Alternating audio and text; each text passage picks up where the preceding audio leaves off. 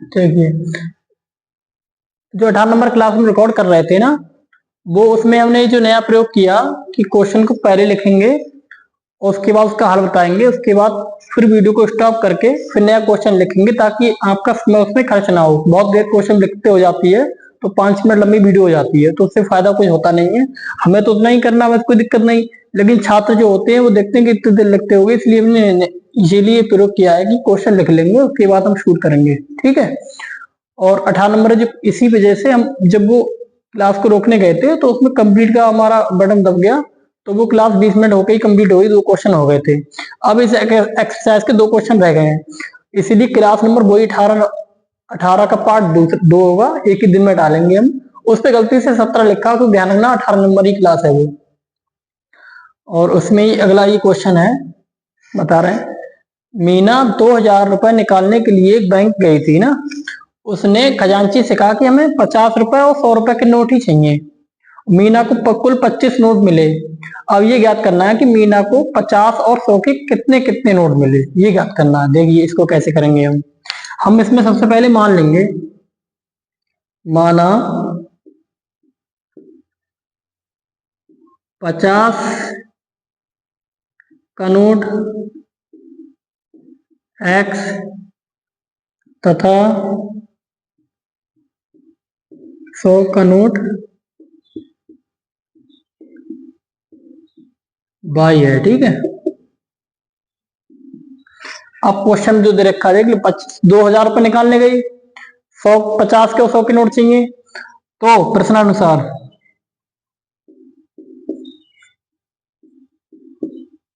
प्रश्नानुसार 50 के x, 100 के y और कुल रुपए 2000। अब देखिए कुल रुपए 2000 निकालने गई तो 50 के नोट चाहिए थे, 50 की गुणा कर देंगे, प्रत्येक 50 है ना, इसलिए 50 के कितने नोट है वो में ज्ञात करने, तो 50 गुणा इससे कर देंगे और 100 की गुणा y से कर देंगे, क्योंकि ये 100 के नोट की संख्या है। ठीक है। अब इन दोनों का जोड़ बराबर है 2000 के। अब इन दोनों में जो कॉमन है वो कॉमन ले लेंगे, 50 कॉमन है इनमें। यहाँ क्या बचा, x प्लस y बराबर ये क्या 2000। अब देखिए ये जो गुणा में है, 50 दूनी 100, या 2 बचे। ठीक है। यहाँ कॉमन 50 हो गए, यहाँ 50 दूनी 100, 2 या 2y। ठीक है। बराबर 2000 बटे 50, 0 0 कैंसिल, 5 चौक 20। समीकरण क्या आ गई, x प्लस 2y बराबर 40। ये समीकरण बना गई हमारे पास। ठीक है। अब कहना कुल नोट 25 थे, कुल नोटों की संख्या देख लीजिए जी, कुल नोट 50 100 के कुल नोट 50 100 ये नोट, कुल नोट कितने 25। ये समीकरण 2 आ गई। अब इनको हल कर लेंगे हम। हल करने के लिए वही है विलोपन विधि, उससे एक चर को हम विलुप्त करते हैं, हटाते हैं। उसको करने के लिए तरीका ये होता है कि दोनों चर में से किसी एक चर के गुणांक को समान करते हैं और चिन्ह अपोजिट करते हैं, वो चर हट जाता है। ठीक है। और दूसरा चर रह जाता है, उसका मान आ जाता है हमारे पास, फिर इसका मान किसी एक समीकरण रख देंगे, आंसर आ जाता है। अब ये समीकरण 2 है, इसी के नीचे समीकरण लिख दो, समीकरण नंबर इसी के ऊपर लिख दो, समीकरण नंबर 1। ये समीकरण है ना, इसी के ऊपर लिख दो। ठीक है। इसके ऊपर यहां लिख लेते हैं x प्लस 2y बराबर 40, समीकरण नंबर 1। अब इसमें देखिए क्या है, चर x चर बराबर है, इसके बाद चिन्ह अपोजिट करनी है। ये यहाँ पर प्लस है इसलिए माइनस आएगा, यहाँ पर प्लस है इसलिए माइनस आएगा, यहाँ पर प्लस है इसलिए माइनस आएगा। अब चिन्ह बदलना है इसलिए घटाने पर, यहाँ लिख देंगे घटाने पर। ठीक है। ये प्लस का है, माइनस का कट जाएंगे, ये 2y प्लस का माइनस का y घट के सिर्फ y आ जाएगा। ठीक। बराबर 0 में से 5 जाएंगे नहीं, इसलिए हासिल लेंगे, 10 में से 5 गए 5, यहाँ बच्चे 3, 3 में से 2 गए 1, तो y बराबर कितना आ गया 15, y बराबर 15 आ गया। इसका मतलब है 100 के नोटों की संख्या कितनी आ गई, 15 आ गई। अब y का मान किसी एक समीकरण रख देंगे हम, इसे मिटा दे रहे हैं हम। ठीक है। नोट करते जाइए आप, इसे मिटा दे रहे हैं।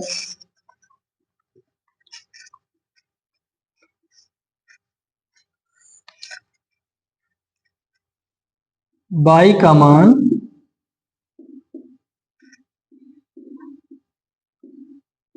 समीकरण एक में रखने पर, एक में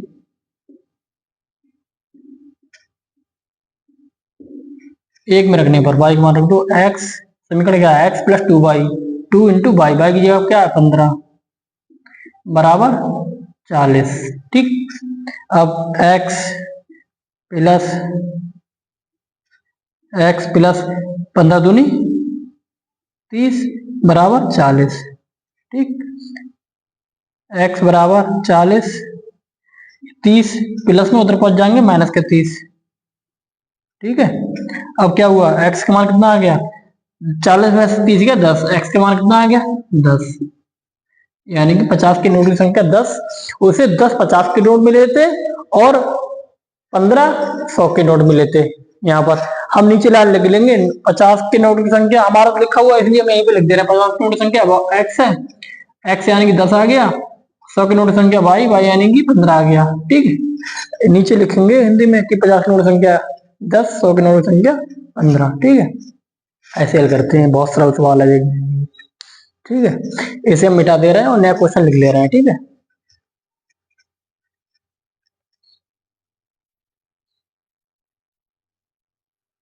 अब देखिए अगला क्वेश्चन है दूसरे का 5वां लास्ट क्वेश्चन है ये, किराए पर पुस्तकें देने वाले किसी पुस्तकालय ने प्रथम 3 दिनों का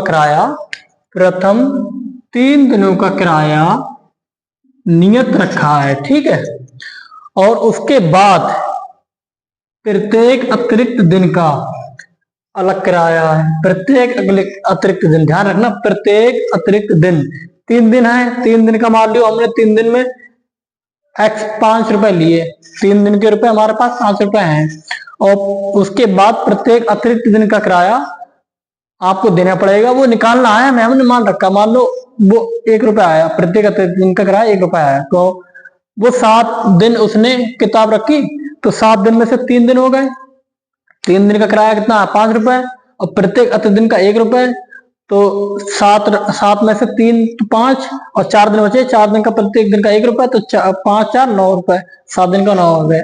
ऐसे ऐसे करेंगे। ये एग्जाम्पल दिया था, इसमें है नहीं वो, ये एग्जाम्पल हमने दिया था कैसे निकालना है। तो प्रत्येक दिन का किराया, अतिरिक्त दिन का किराया अलग है और 3 दिन का किराया नियत है।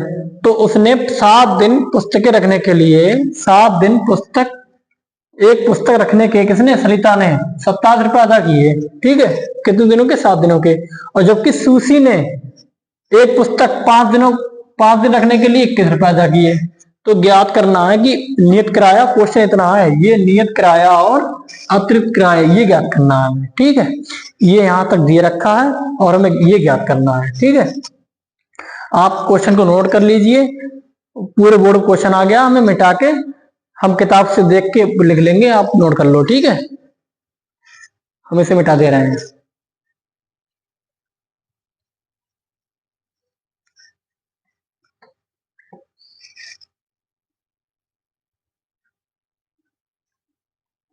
क्वेश्चन समझ में आ जाए तो सवाल पूरा हल हो जाता है।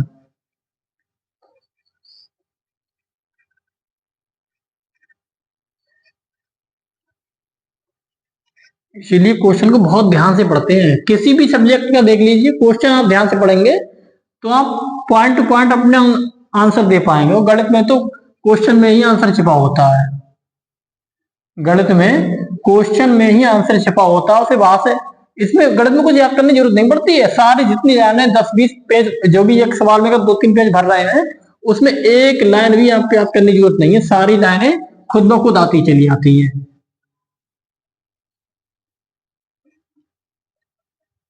बस तरीका आपको पता होना चाहिए।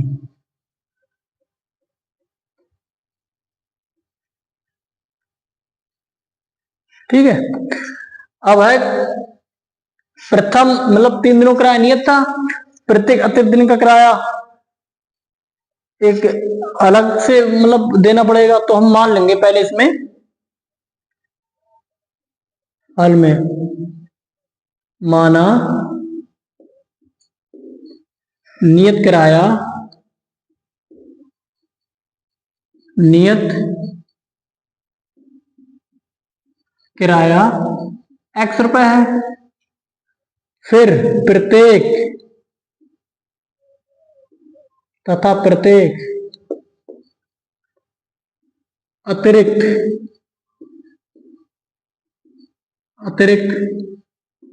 दिन का किराया 22 रुपए। अब देखिए, ये नियत किराया 3 दिनों का है। नियत किराया जो 3 दिनों का नियत कर रखा, 3 दिनों का टोटल किराया x है। ये प्रत्येक दिन का है, y जो है प्रत्येक अतिरिक्त दिन का है। ठीक, अब कैसे करेंगे प्रश्नानुसार।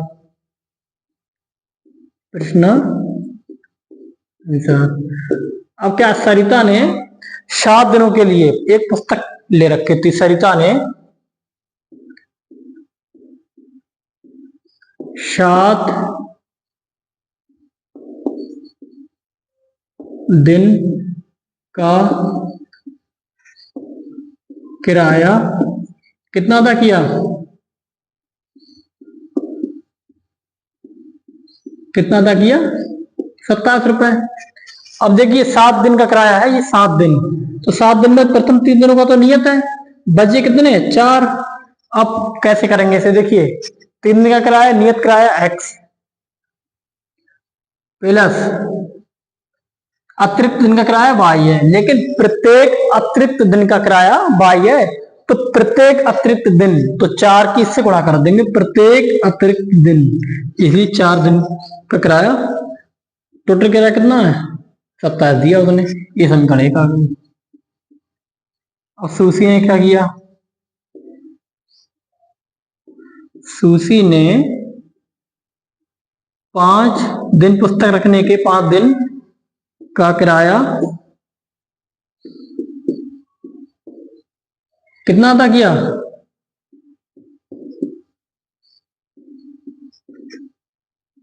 21 रुपए। देखो आपको और क्वेश्चन आपके समझ में आ गया ना, तो आपके दिमाग में बैठ जाता है, सब चीज याद हो जाती है। ठीक है, 5 दिन का किराया कितना? 5 दिन का किराया, 5 दिन में 3 दिन तो नियत किराया है, बचे कितने? 2 दिन। 3 दिन का किराया कितना? x, बचे कितने? 2 दिन। प्रत्येक अतिरिक्त दिन का किराया 2y बराबर कितना आ गया? 21। ये समीकरण 2 है। क्वेश्चन है, अब समीकरण को 2 समीकरण 2 वेरिएबल्स आ जाएगा। समीकरण को ऊपर नीचे रख लो, एक वेरिएबल्स को हटाना है तुम्हें, चर। ठीक है, हम ऐसे करके लिख ले रहे हैं। अब एक को भगाना है तो घटाने पर नहीं, घटाने पर तुम बाद में लिखेंगे, पहले देख लें क्या है। देखो, हटाने, एक चर को हटाने के लिए क्या करते हैं, एक चर के गुणांक को समान करते हैं और चिन्ह को अपोजिट करते हैं। गुणांक ऑलरेडी समान है एक्स के, चिन्ह को अपोजिट कर दो। ये प्लस है तो माइनस, ये प्लस है तो माइनस, ये प्लस है तो माइनस। अब देखिए, ये प्लस है, ये माइनस का कट जाएंगे, ये प्लस का 2 है बाई, माइनस का 4 बाई, कितना बचा? माइनस का 4, 2 बाई बचा, क्योंकि माइनस के ज्यादा है। ये माइनस के 87, ये प्लस के 21 है, तो 27 में से 1 कितने बचे? 7 में से 1 गए 6, 27 में से 1 6 बचे, और माइनस ज्यादा है इसलिए माइनस के, माइनस माइनस कैंसिल। ठीक है, इधर लिख लो y बराबर 6/2, 2 3 6, y बराबर 3 आ गया। अब ये आ गया प्रत्येक अतिरिक्त दिन, जो भी प्रत्येक अतिरिक्त दिन का किराया 3 रुपए आ गया। ठीक है, प्रत्येक अतिरिक्त दिन जो हमने किराया नियत कर रखा था, उसके अलावा 3 रुपए प्रतिदिन आपको अलग से देने पड़ेंगे। ठीक है, अब y का मान कैसे निकालेंगे, y का x का मान कैसे निकालेंगे? इसके इस y का मान किसी एक समीकरण रख दो, चाहे इसमें रख दो चाहे दूसरे में रख दो। हम रख दे रहे हैं दूसरे में, कैलकुलेशन थोड़ी सरल हो जाएगी। y का मान समीकरण 2 में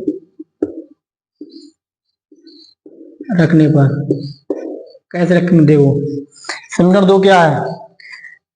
समीकरण 2 है ये x प्लस 2y बराबर 21, x plus 2y, 2 into Y की जगह कितना आ जाएगा? 3 बराबर 21। ठीक, x बराबर 3 दूनी 6 बराबर 21।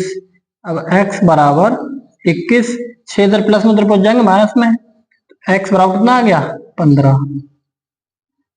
अब देखिए यहाँ पर लाल लिखेंगे, ये 3 दिन का नियत किराया 15 आ गया। अब यहाँ नीचे लाल लिखेंगे, नियत किराया कितना आया हमारा, यहाँ लिखेंगे नियत किराया x बराबर 15 रुपए आ गया हमारा, ठीक। और प्रत्येक दिन का अतिरिक्त किराया y बराबर कितना आ गया हमारा 3 दिन। ये नीचे लाल लिखेंगे, हमारे पास लिखी इसलिए नहीं लिख रहे हैं हम, ठीक है, ये लिखेंगे।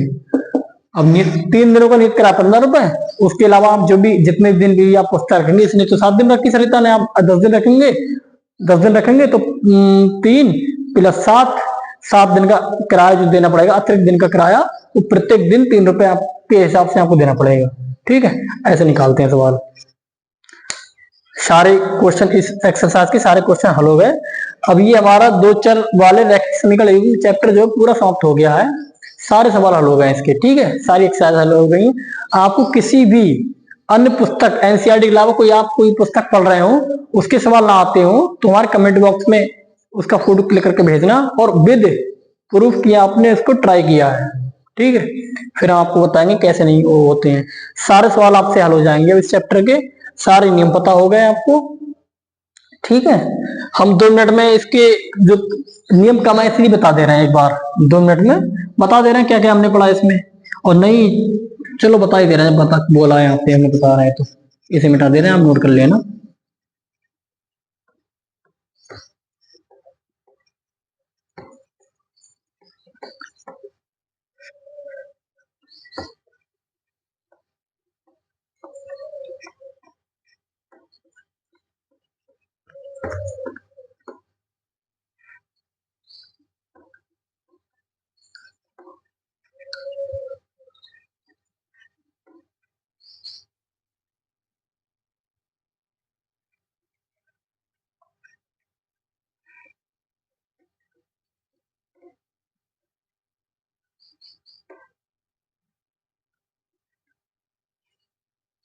देखो इस चैप्टर में हमने पढ़ा था, अगर